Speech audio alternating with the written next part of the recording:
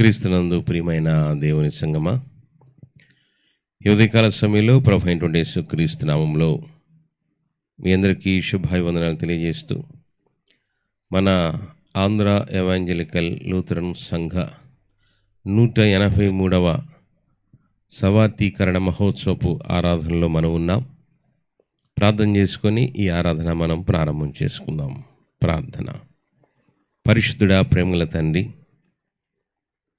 ఆంధ్ర రాష్ట్రాన్ని ప్రేమించి గత 183 సంవత్సరాల క్రితం గొప్ప మిషనరీగా అమెరికా ఖండములో వాడబడుతున్నటువంటి నీ దాసులు reverend doctor John Christian Frederick Heyer అనేటటువంటి కాపరిని మా రాష్ట్రాలకు, తెలుగు రాష్ట్రాల దగ్గరకు పంపించి సువార్త ప్రకటన ద్వారా మా జీవితాలలో వెలుగు నింపిన దేవా నీకు వందనాలు. ఈ 183 సంవత్సరాల నుంచి నాయనా తెలుగు రాష్ట్రాలలోనే కాకుండా కర్ణాటక, తమిళనాడు రాష్ట్రాల్లో కూడా ఈఎల్సి సంఘాలు స్థాపించబడి దాదాపుగా 1 కోటి మంది సభ్యులు గల సంఘముగా మీరు వర్ధిలింపచేసిన విధానాన్ని బట్టి నిన్ను స్తుతిస్తూ ఉన్నాం. ఈ ఆరాధన అంతటిని మీ చేతులకు అప్పగిస్తూ నీవే మహిమ ఘనత ప్రభావాలు పొందుకొనమని, ఈ సువార్త జ్వాల ప్రతి ఒక్కరిని రగిలించుట ద్వారా అనేక మందిని నీ రాజ్య వ్యాప్తి కొరకు సంపాదించుట మాకు నేర్పించమని యేసు నామమున అడిగి వేడుకొని పొందుకొనుచున్నాము తండ్రి, ఆమెన్. ఆరాధనలో భాగంగా ఒక పాట పాడుకుందాం. మన మధ్యలో ఉన్నటువంటి కంచెల రత్న గారు వచ్చి మనకు ఒక పాట పాడి వినిపించవలసిందిగా వారిని ఆహ్వానిస్తూ ఉన్నాం.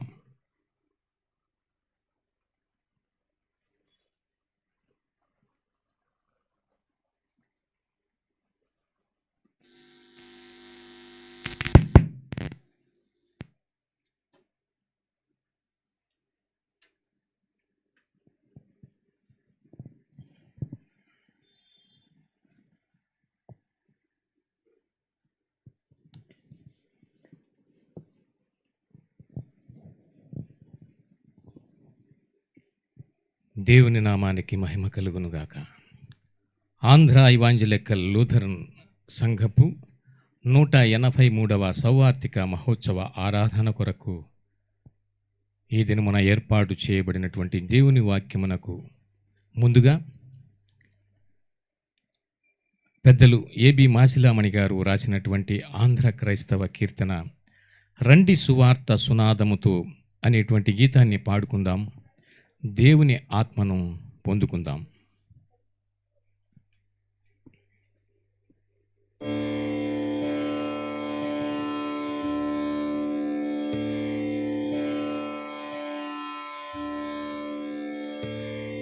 రండి సువార్త సునాదముతో, రంజిల్లు సిలువని నాదముతో, తంబుర సితార నాదముతో ప్రభు యేసు దయానిధి సన్నిధికి, ప్రభు యేసు దయానిధి సన్నిధికి.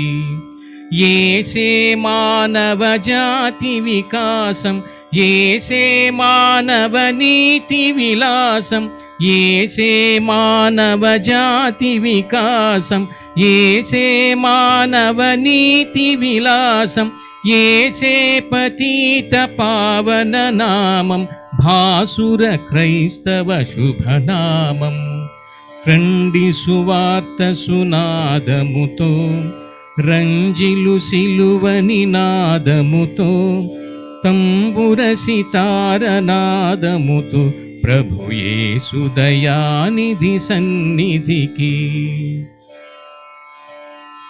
యేసే జీవన ముక్తికి మార్గం, యేసే భక్తుల భూతల స్వర్గం, యేసే జీవన ముక్తికి మార్గం, యేసే భక్తుల భూతల స్వర్గం, యేసే ప్రపంచ శాంతికి సూత్రం, వాసిగ నమ్మిన జన స్తోత్రం. రండి సువార్త సునాదముతో, రంజిలు సిలువ నినాదముతో తంబుర సితార నాదముతో ప్రభు యేసు దయానిధి సన్నిధికి, ప్రభు యేసు దయానిధి సన్నిధికి, ప్రభు యేసు దయానిధి సన్నిధికి.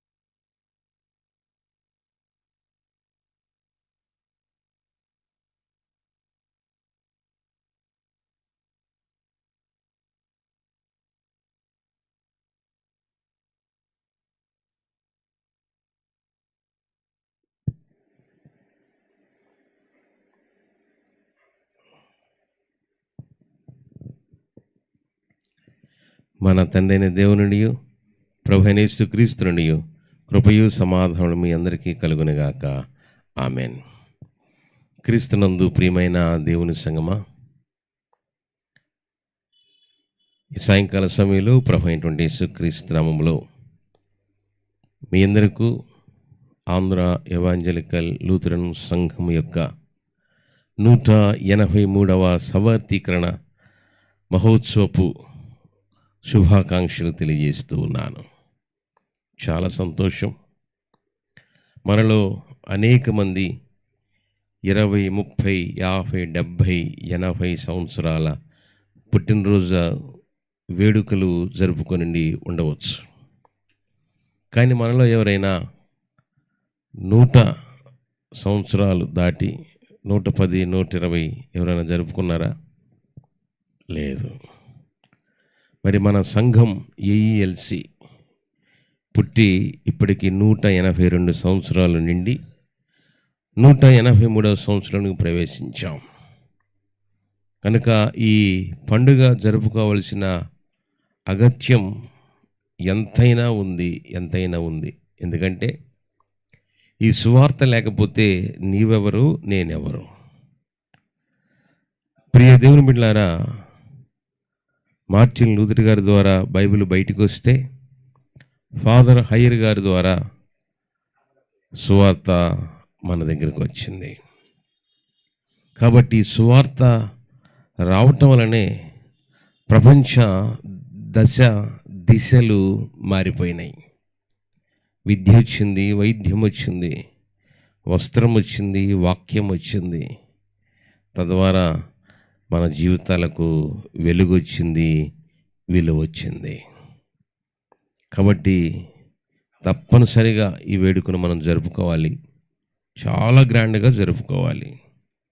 ఆ భాగంలో మనం వాక్య భాగాన్ని, ఒక వచనాన్ని మనం చదువుకుందాం.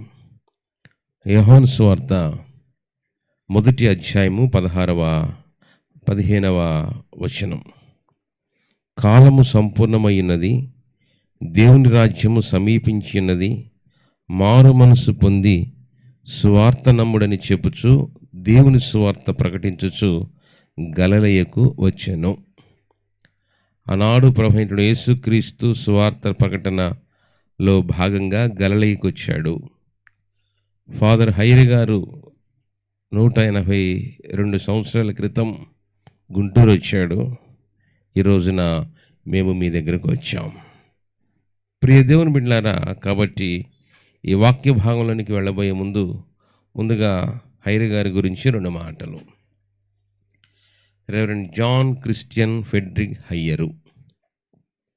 ఈయన జూలై మాసము 10వ తారీఖున 1793వ సంవత్సరంలో యూరప్ ఖండంలో ఉన్నటువంటి జర్మనీ దేశములో జన్మించాడు. ఆయన పరిచర్య జూలై 31, 1842వ సంవత్సరం భారతదేశంలో ఉన్న ఆసియా ఖండంలో ఉన్న భారతదేశంలో మన గుంటూరులో ఆంధ్ర ఎవాంజలికల్ లూథరన్ సంఘము స్థాపన జరిగింది. ఆయన మరణం నవంబర్ నెల 7వ తారీఖు 1873వ సంవత్సరం. అంటే ఇది ఆయన మరణం అమెరికా ఖండంలో మరణించడం జరిగింది. అందుకని ఈయనని 3 ఖండాల ముద్దుబిడ్డ అన్నారు. ఏమి జీవితం అండి! యూరప్ ఖండంలో పుట్టడం ఏంటి, వాళ్ళ మేనమామ దగ్గర అమెరికా ఖండంలో పెరగటం ఏంటి, ఆసియా ఖండానికి వచ్చి వాక్యాన్ని ప్రకటించడం ఏంటి, మరలా మరణించే సమయానికి ఆ యొక్క అమెరికా ఖండానికి వెళ్ళటం ఏంటి! ఏం జీవితాలండి వాళ్ళవి! వాళ్ళని ధ్యానించటం వలన మన జీవితాలు ధన్యమైనవి. ప్రియ దేవుని బిడ్డలారా, ఈ భాగంలో ఎన్నో ప్రశ్నలు ఉన్నాయి. సువార్తీకరణ అనగా ఏమిటి, అంటే సువార్త అంటే ఏమిటి?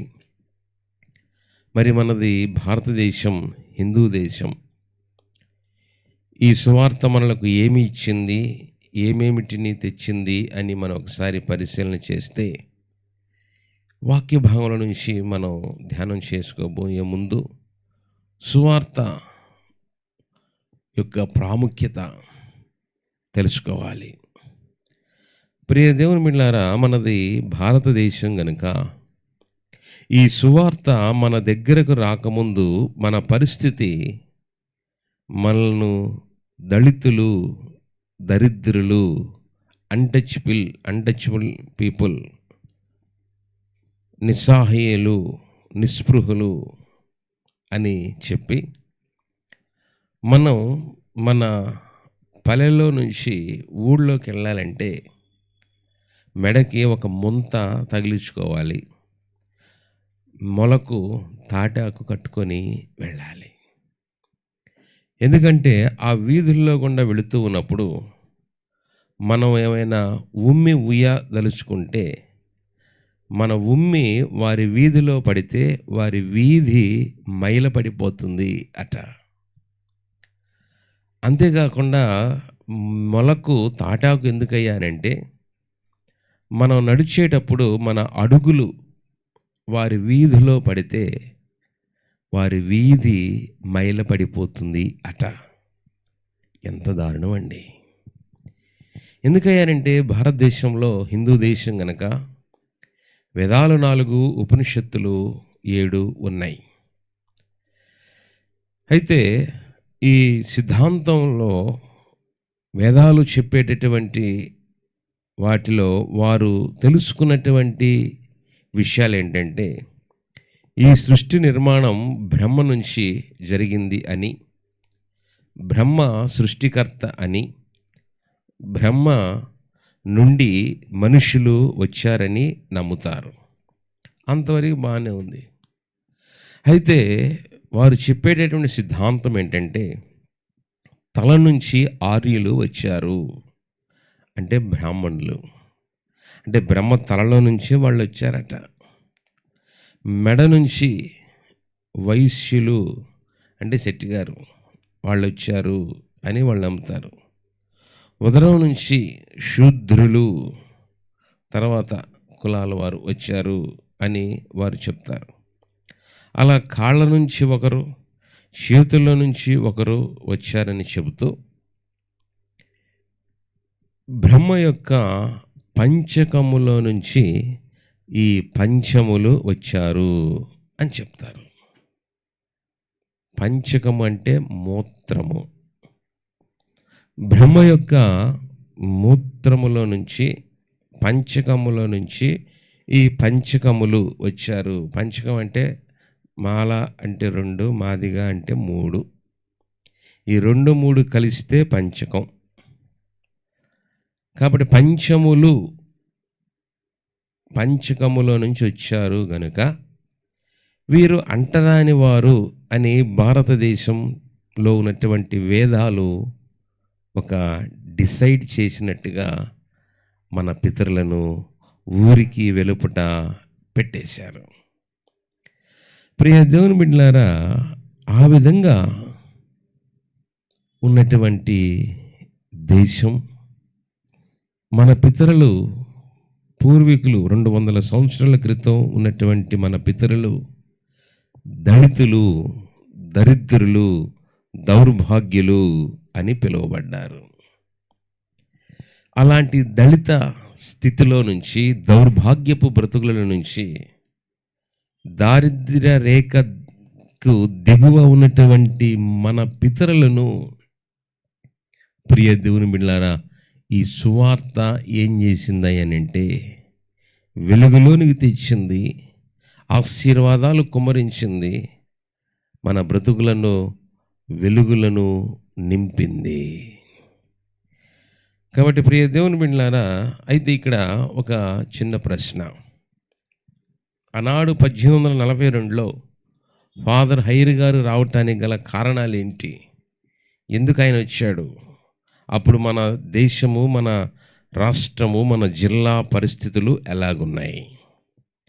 ప్రియ దేవుని బిడ్డలారా, ఆయన హైర్ గారు గుంటూరు రావటానికి గల కారణం ఏంటంటే 1831వ సంవత్సరంలో అతివృష్టి వచ్చింది.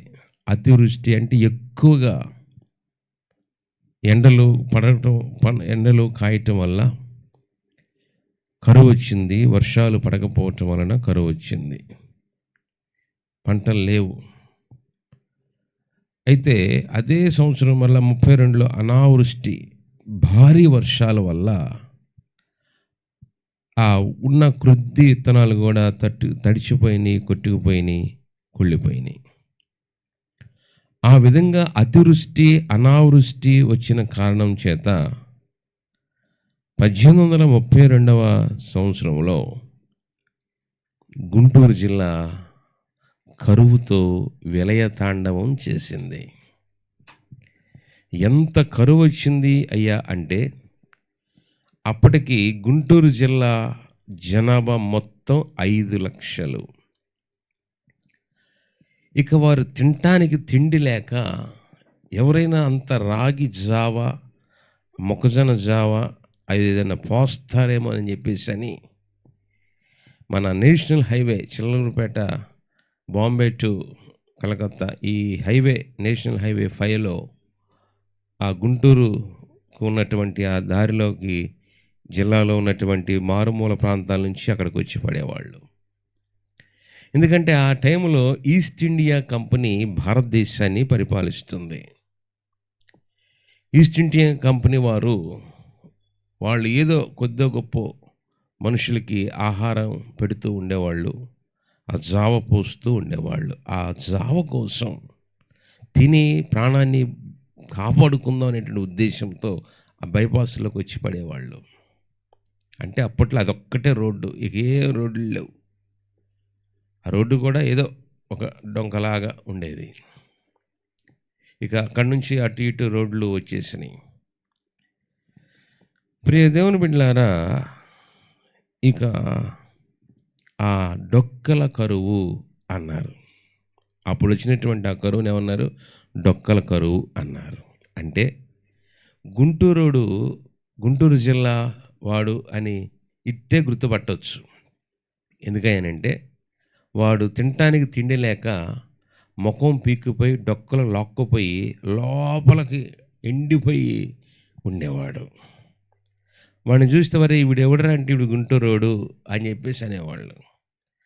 కాబట్టి ఆ రోజుల్లో గుంటూరుడికి పిల్లనివ్వరు. ఎందుకంటే కరువు చేత ఉండటానికి తర్వాత సంగతి తినటానికి కూడా ఏమీ లేనటువంటి దౌర్భాగ్యపు స్థితి. అలాంటి దినాలలో 5 లక్షల జనాభా గల గుంటూరు జిల్లా జనాభా 2.5 లక్షల మందికి పైగా చనిపోయారు. సగం జిల్లా తుడిచిపెట్టుకుపోయింది. ఎందుకు? తినటానికి ఆహారము లేక. కేవలం తినటానికి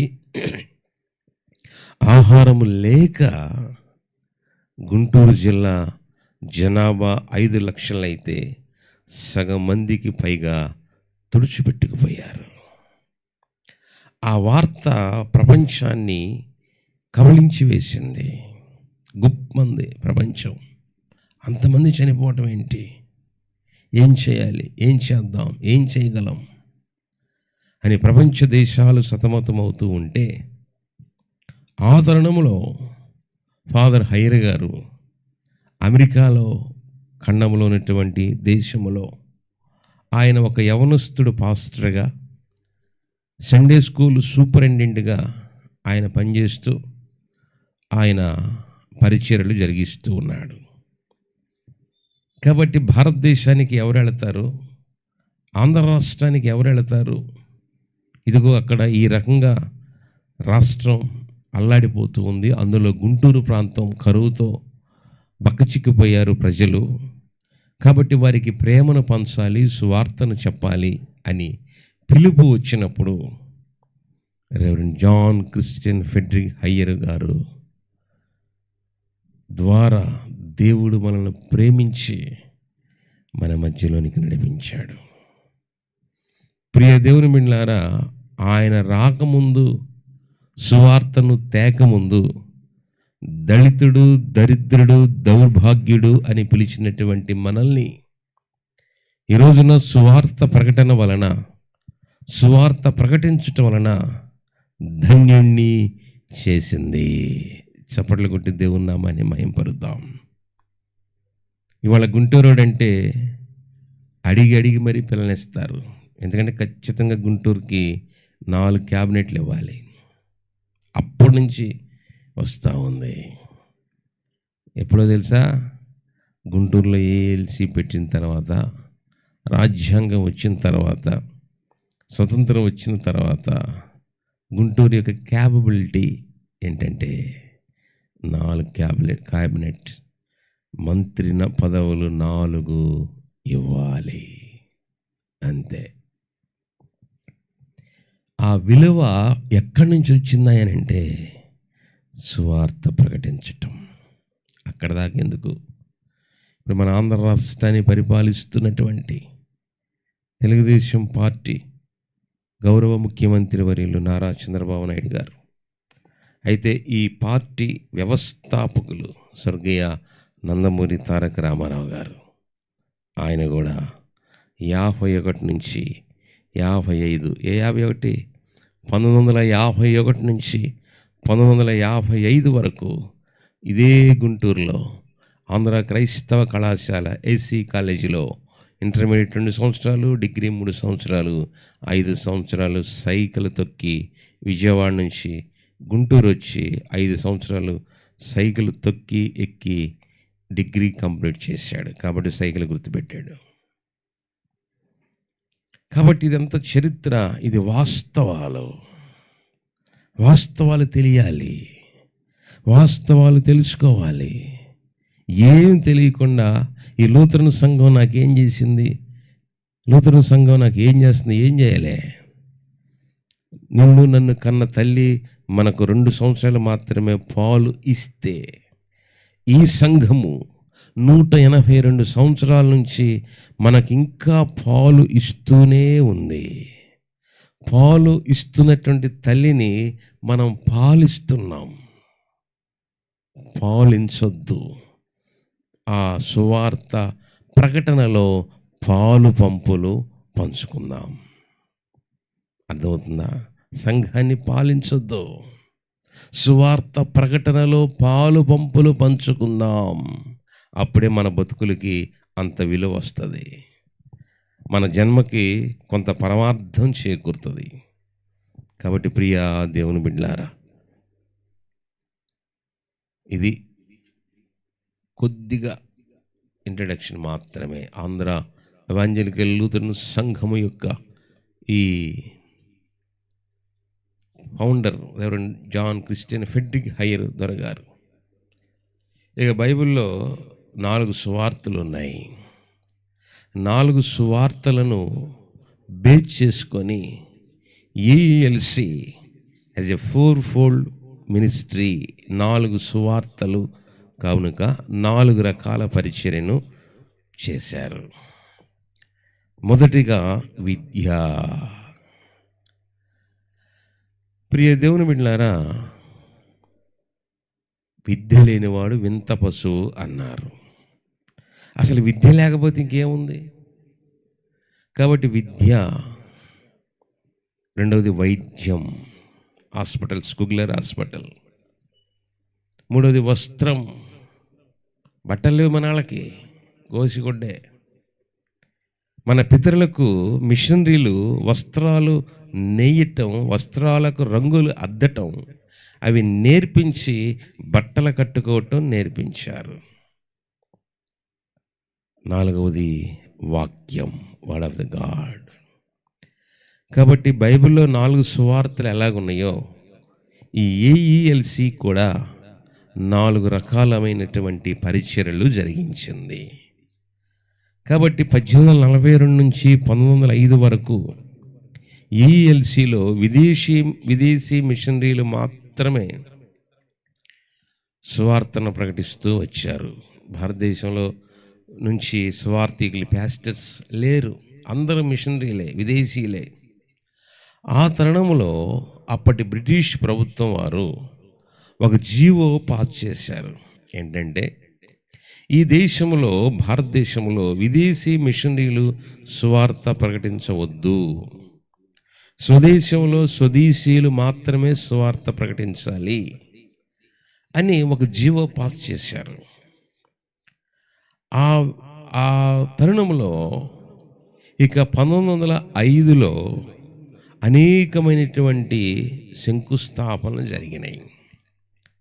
theological seminaries, LTH Lutheran theology రామాయపట్నంలో, BTH లూథరన్ థియాలజీ రాజమండ్రిలో, BTH బ్యాచిలర్ ఆఫ్ థియాలజీ అని ఇప్పుడు అన్నారు. అప్పుడేదంటే Baptist theology. Lutheran theology, BTH means Baptist theology. ఇది రామాయపట్నంలో.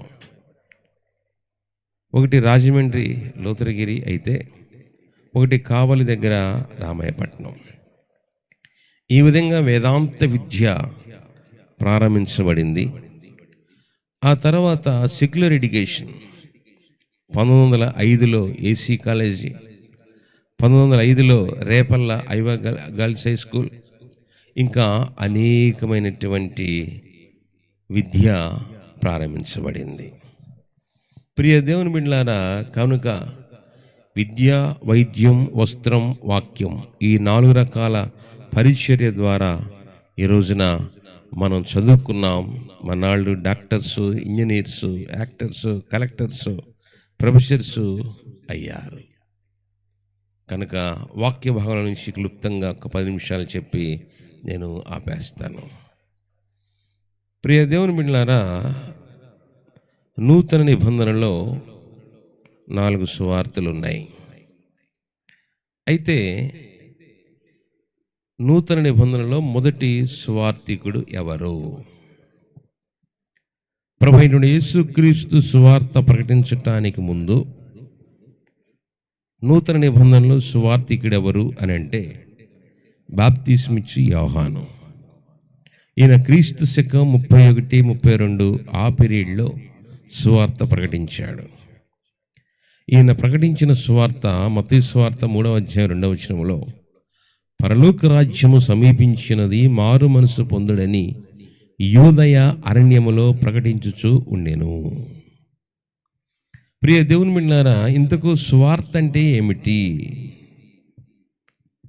సువార్త అనగా యేసుక్రీస్తు యొక్క జనన, జీవిత, మరణ, ఆరోహణ, అవరోహణం గురించి తెలుపున్నదే సువార్త.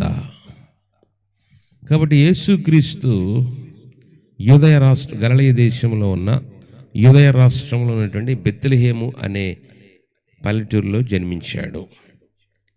అక్కడ నుంచి ఆయన నజరేతు వెళ్ళి 30 సంవత్సరాలు వారి స్వగృహము అనగా సొంత ఊరు అనేటువంటి నజరేతులో 30 సంవత్సరాలు తల్లిదండ్రుల దగ్గర పెరిగాడు. పరిచర్య ప్రారంభించటం 3.5 సంవత్సరాలు పరిచర్య కపెర్నహూమును కేంద్రంగా చేసుకొని పరిచర్య కపెర్నహూములో ఉండి పరిచర్య చేశాడు.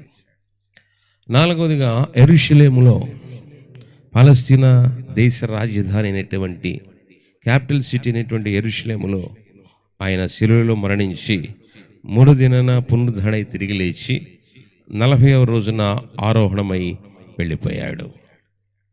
ఈ 4 పట్టణాల సంగతి తెలియాలి, 4 సువార్తల సంగతి తెలియాలి. ఈ 4 సువార్తల గురించి, 4 పట్టణాల గురించి తెలిపేదే సువార్త. అయితే ప్రియ దేవుని బిడ్డలారా, బైబిల్లో 4 సువార్తలు మాత్రమే ఎందుకు రాయబడ్డాయి? ఈ 4 సువార్తలు, ఒకటి మత్తయి సువార్త యూదులను ఉద్దేశించి రాయబడింది. యూదుల యొక్క లక్షణం ఏంటంటే అతిశయము, అహము. 2 ఒకటి అనుకుంటాం, కాదు. అతిశయము అంటే లోపల ఉంటుంది, అహంకారము అంటే బయటికి కనబడుతుంది, ఇంటర్నల్, ఎక్స్టర్నల్. యూదులు మేము highly cost people, highly caste people అని చాలా అహంతోనూ, అహంకారంతోనూ, అతిశయంతోనూ ఉంటారు. మనుషులు కూడా అంతే, అదొక బ్యాచ్. మాది ఎక్కువ కులం, పెద్ద కులం, గొప్ప కులం, కులపిచ్చ. 2వది మార్కు సువార్త. వీళ్ళేంటంటే రోమీలను ఉద్దేశించి రాయబడింది. వీళ్ళు రోమీలు అనమాట. వీళ్ళ ఫిలాసఫీ ఏంటంటే వర్క్ ఈజ్ వర్షిప్. మేము కష్టపడి పనిచేస్తున్నాం, రోజుకు 1000 రూపాయలు సంపాదించుకుంటున్నాం, 10,000 సంపాదించుకుంటున్నాం, మాకు ఇంక పనియే దేవుడు కానీ మాకు ఇంకో దేవుడితో పని లేదు అంటున్నారు. అదొక బ్యాచ్. కష్టపడి సంపాదించుకోవాలి, పోతా 10 కోట్లు నెత్తిని పెట్టుకుని పోవాలి కదా. ఎంత కష్టపడ్డా, ఎంత సంపాదించుకున్నా వెళ్ళేది ఉట్టి చేతులతోనే. కానీ మేము పని చేసుకుంటున్నాం, దాచుకుంటున్నాం, మా కష్టమే మాకు దేవుడు కానీ మాకు దేవునితో పని లేదు అంటారు. 3వది లూకా సువార్త గ్రీకులను ఉద్దేశించి రాయబడింది. వారు సిద్ధాంతం ఏంటంటే విజ్డమ్ ఈజ్ గాడ్, జ్ఞానమే దేవుడు. మేము చదువుకున్నాం, మంచి తత్వ జ్ఞానాన్ని నేర్చుకున్నాం, కాబట్టి మాకు ఏ బస్సు ఎక్కి ఏ ఊరు వెళ్ళాలో తెలుసు, ఏ ట్రైన్ ఎక్కి ఏ సిటీకి వెళ్ళాలో తెలుసు. మాకు ఇంక దేవునితో పని ఏంటి? ఏ ఫ్లైట్ ఎక్కడికి వెళ్తుందో, ఎప్పుడు వస్తుందో, ఎప్పుడు ల్యాండ్ అవుతుందో, ఎప్పుడు ఎగురుతుందో మాకు తెలుసు అనేది కొంతమంది సిద్ధాంతం. మరి సువార్త, యోహాను సువార్త క్రైస్తవులను ఉద్దేశించి రాయబడింది. ప్రియ దేవుని బిడ్డలారా, మన చేతికి 5 వేళ్ళు ఉన్నాయి. ఈ 5 వేళ్ళు ఒకే కొలతతో ఉన్నాయా? లేవు కదా. అలాగనే ప్రపంచంలో కూడా ఈ 4 రకాలైన మనుషులు ఉంటారు. వీళ్ళ వల్ల దేవునికి ఒరిగిందేమి లేదు. ప్రియ దేవుని బిడ్డలారా, మొదటగా ఈ బొటినేలు అనుకుందాం. యూదులు కదా, మేము గొప్ప కులం వాళ్ళు, చెందిన వాళ్ళం అనేటువంటి అహం. అలాగనే ఈ ఏలు బొటిన వేలు అనుకుంటుందంట, అబ్బాయి మీ అందరికంటే నేను బలం గలవాడిని, చాలా గొప్పోడిని, కాబట్టి నేనే గొప్ప.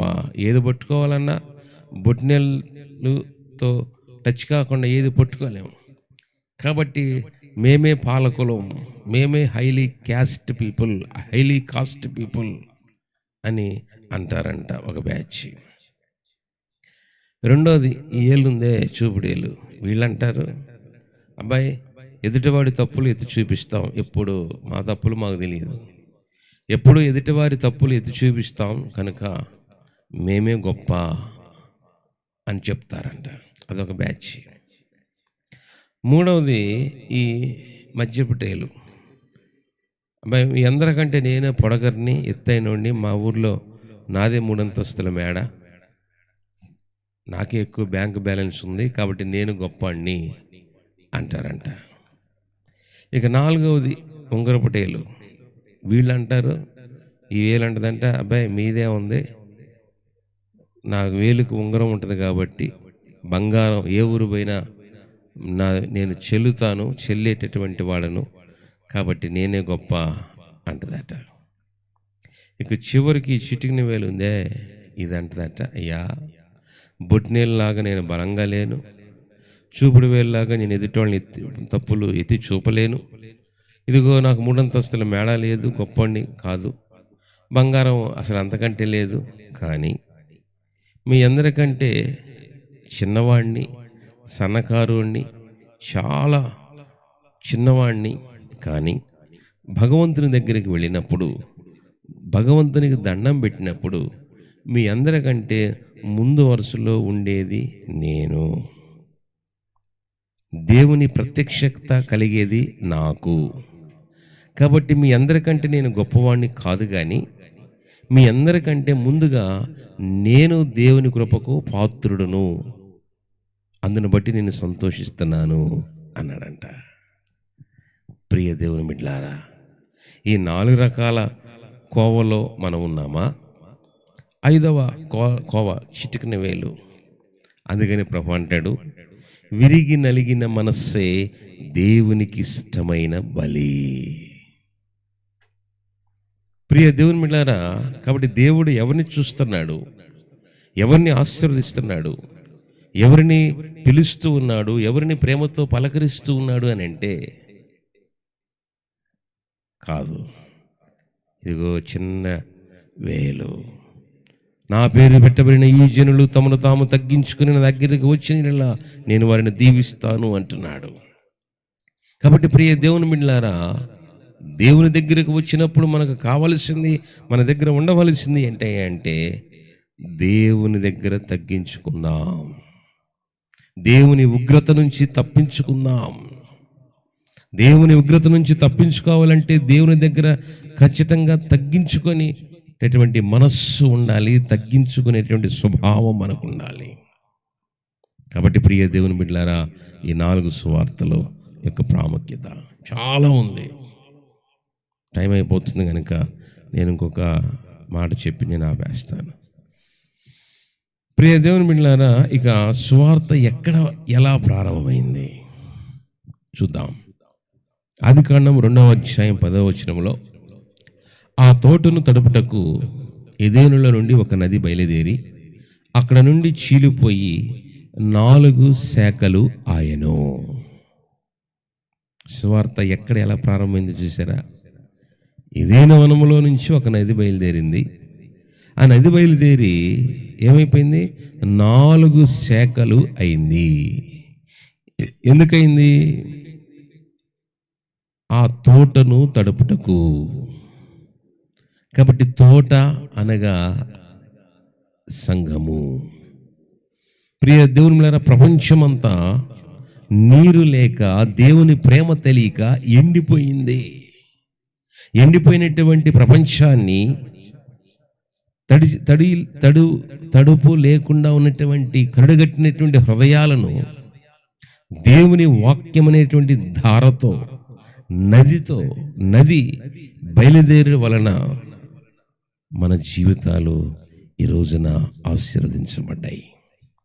కాబట్టి ఎందుకు ఆ నది చీలిపోయి 4 శాఖలైంది?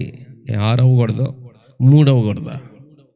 ఎందుకు 4 శాఖలైందంటే, ప్రియ దేవునిలారా, దిక్కులు ఎన్ని? 4. దిక్కులెన్ని? 4. తూర్పు, పడమర, ఉత్తరం, దక్షిణం. The news. North, east, west, south. ఈ పదం నుంచే న్యూస్ వచ్చింది. కాబట్టి ద న్యూస్ అంటే వార్త. కానీ ఇది గుడ్ న్యూస్, సువార్త. ఆ వార్త వినటం వలన నీకు పెద్దగా ప్రయోజనమే ఉండకపోవచ్చు. కానీ ఈ వార్త వినటం వలన నీ జీవితం, నా జీవితం ధన్యమవుతుంది. ప్రియ దేవుని బిడ్డలారా, అందుకనే మనాళ్ళు 4 కాలాలు చల్లగుండు అంటారు. 4 కాలాలంటే వేసవికాలం, శీతాకాలం, వర్షాకాలం, వసంతకాలం. అలాగనే 4 రాళ్ళు సంపాదించుకో అంటారు. ఏ రాళ్ళు? జనాల మీద వేసే రాళ్ళు కాదు. కొంతమంది పైన అచ్చంగా జనాల మీద రాళ్ళు వేయటమే. ఆ పని మనకొద్దు. 4 రాళ్ళు సంపాదించుకోవటం అంటే 1 విద్య, 2వది వినయం, 3వది వివేకం, 4వది విశాలత. As a positive mind, a broad mind. ప్రియ దేవుని బిడ్డలారా, అందుకనే మనవాళ్ళు అంటారు, అబ్బాయి నలుగురితో మంచిగా ఉండు అంటారు. నలుగురితో మంచిగా ఉండని ఎందుకు అంటారా అని అంటే, రేపు నీవు నేను చస్తే మోసేది ఆ నలుగురు.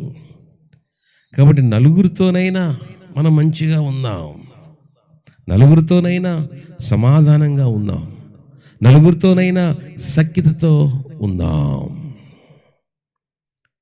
ప్రియా దేవుని బిడ్డలారా, కాబట్టి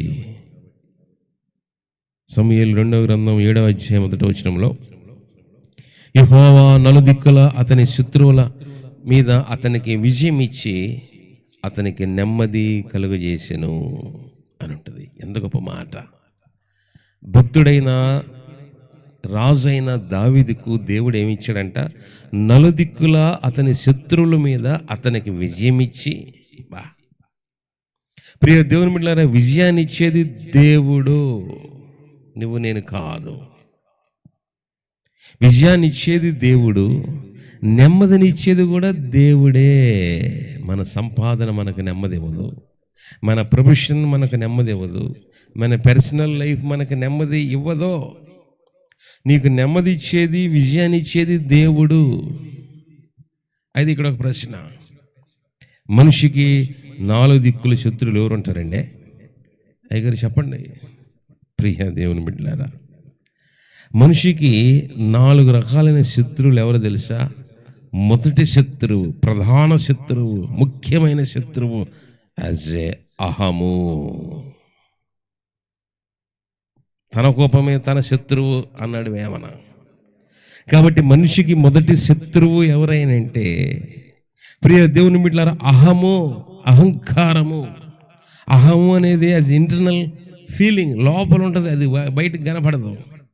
అహంకారం అనేది ముఖంలో కనబడుతుంది, మన యాటిట్యూడ్లో కనబడుతుంది. మనిషికి శత్రువు ఎవరయ్యానంటే బయట వాళ్ళు కాదు, ఇంట్లో వాళ్ళు కాదు, నీలో ఉన్నవాడే.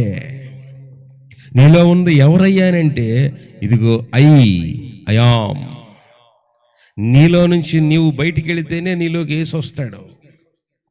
నీలో నుంచి ఈ అహము, అహంకారము బయటికి వెళ్ళిపోవాలి. ప్రియ దేవులారా, అయాం అనేటువంటి పదాలు అవి దేవునివి, దేవునికి మాత్రమే చెందినవి, దేవునికి మాత్రమే సరిపోయేటటువంటి పదాలు. కాబట్టి నేను నేను నేను అనే పదం, ఆ ఫీలింగ్ ఇంటర్నల్గా నీకు ఎప్పుడైతే వచ్చిందో నీకు నువ్వే శత్రువు అయిపోతావు. నేను, అహము మనిషికి మొదటి శత్రువు. యాజ్ ఎ యు, నీవే. నీలో ఉన్నటువంటి అహము బయటికి పోతే యేసు చేస్తాడు, యేసయ్య వస్తాడు. ప్రియా దేవుని బిడ్డలారా, 2వ శత్రువు కరువు. వివరించలేను. 3వ శత్రువు ఇరుకు. ఒకప్పుడు ఇళ్ళు ఇరుగ్గా ఉండేవి, మనుషులు విశాలంగా ఉండేవాళ్ళు. ఇప్పుడు ఇల్లు విశాలంగా ఉంటుంది, మనుషులు ఇరుగ్గా అయిపోయారు. ఇరుకు. నాలుగవది ఇబ్బంది. ప్రియ దేవుని బిడ్డలారా, కాబట్టి 4 శత్రువులు: అహము, కరువు, ఇరుకు, ఇబ్బంది. ఈ 4 దిక్కుల శత్రువుల మీద దేవుడు దావీదుకి ఏమిచ్చాడంట? ఒకటి విజయం ఇచ్చాడు, రెండవది నెమ్మదిని ఇచ్చాడు. ఎలా? How it possible?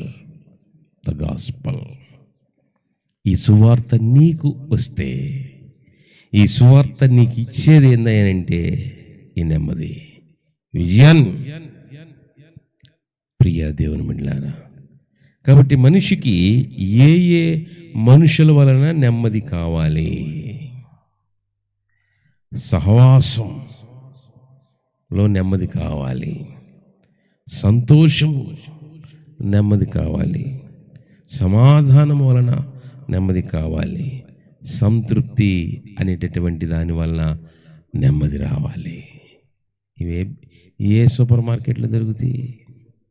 A shopping కాంప్లెక్స్లో దొరుకుతాయి? ఏ సూపర్ స్పెషాలిటీ హాస్పిటల్లో ఆపరేషన్ చేసి మనిషికి ఇస్తారో? సంతోషము, సమాధానం, సంతృప్తి ఇవి బయట ఎక్కడ దొరకవు.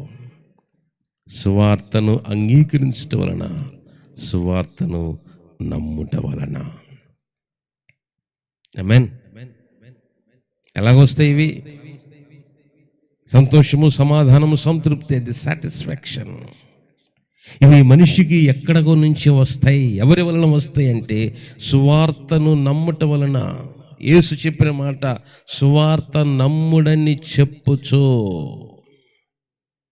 ప్రియ దేవుని బిడ్డలారా, అయితే నువ్వు సువార్తను నమ్ముతున్నావా, అమ్ముతున్నావా?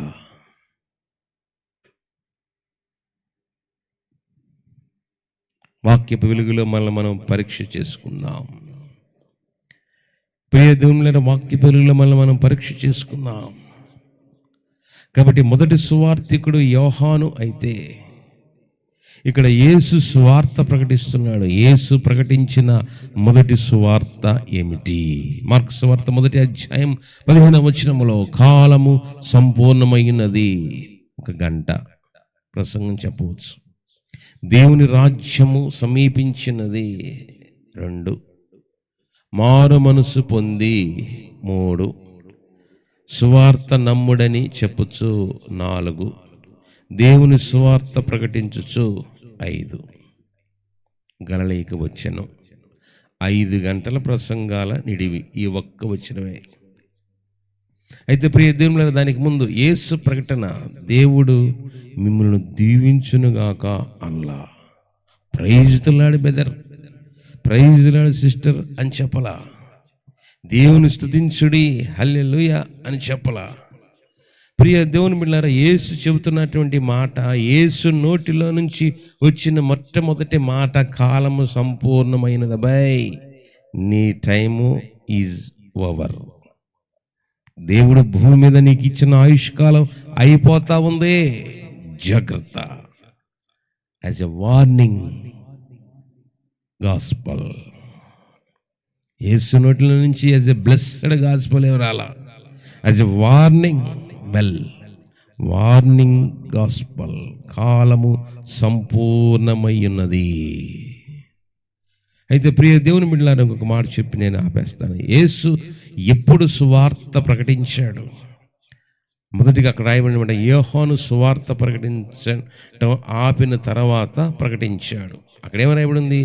యోహాను చెరపట్టబడిన తర్వాత అనుంది. యోహాను చెరలోకి ఎందుకు వెళ్ళిపోయాడు? ప్రియ దేవుని బిడ్డలారా, రాష్ట్రాన్ని పరిపాలిస్తున్న సీఎం హేరోదు. హేరోదు రాజు ఒక తప్పు పని చేశాడు, తన తమ్ముడు భార్యను ఉంచుకున్నాడు అని బైబిల్లో ఉంది. అందును బట్టి బాప్తిస్మ ఇచ్చి యోహాను అన్నాడు, ఏమయ్యా రాజుగారు, నువ్వు చేసే పని ఏంది? ఇది ప్రజలకు మోరల్ వాల్యూస్ చూపించాలి, రోల్ మోడల్గా ఉండాలి. ఏంది నువ్వు చేసే పని అని చెప్పేసి అంటే తీసుకెళ్ళి లోనేయండి అని చెప్పేసి లోనేపించాడు. చెరసాల్లో బంధించబడ్డాడు. ప్రియ దేవుళ్ళ చెరసాల్లో బంధించిన తర్వాత యేసు స్వార్థ ప్రకటన ప్రారంభించాడు. As a protocol. అంటే యోహాను స్వార్థ ప్రకటించినంత కాలం యేసు మౌనంగా ఉన్నాడు. యేసు స్వార్థ ప్రకటించినంత కాలం శిష్యులు మౌనంగా ఉన్నారు. అంతేగాని యేసు ఒక దగ్గర స్వార్థ ప్రకటిస్తూ 12 మంది శిష్యులు 12 భాగాలు కట్టి 12 గొట్టాలు పెట్టి 12 పాకాలు వేసి స్వార్థ ప్రకటిస్తే అది సువార్త అవదు, దుర్వార్త అవుద్ది.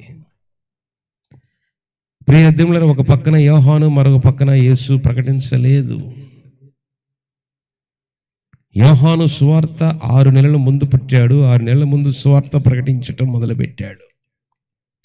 యోహాను ఎప్పుడైతే సువార్త ప్రకటన ఆపివేయబడిందో, బంధించబడిందో, సువార్థికునైతే బంధించారు కానీ సువార్తను బంధించలేదు. కాబట్టి ఆ సువార్త కాగడ యేసు పట్టుకున్నాడు. యేసు పుట్టుకొని ఆనాడు గలిలయకి వచ్చాడు. ఈనాడు మేము మీ దగ్గరకు వచ్చాం. కనుక ప్రియ దేవుని బిడ్డలారా, ఆనాడు సువార్త రాకముందు మన బతుకులు దళితులు, దరిద్రులు, దౌర్భాగ్యులు, దుష్టులు, దుర్మార్గులు అన్నారు.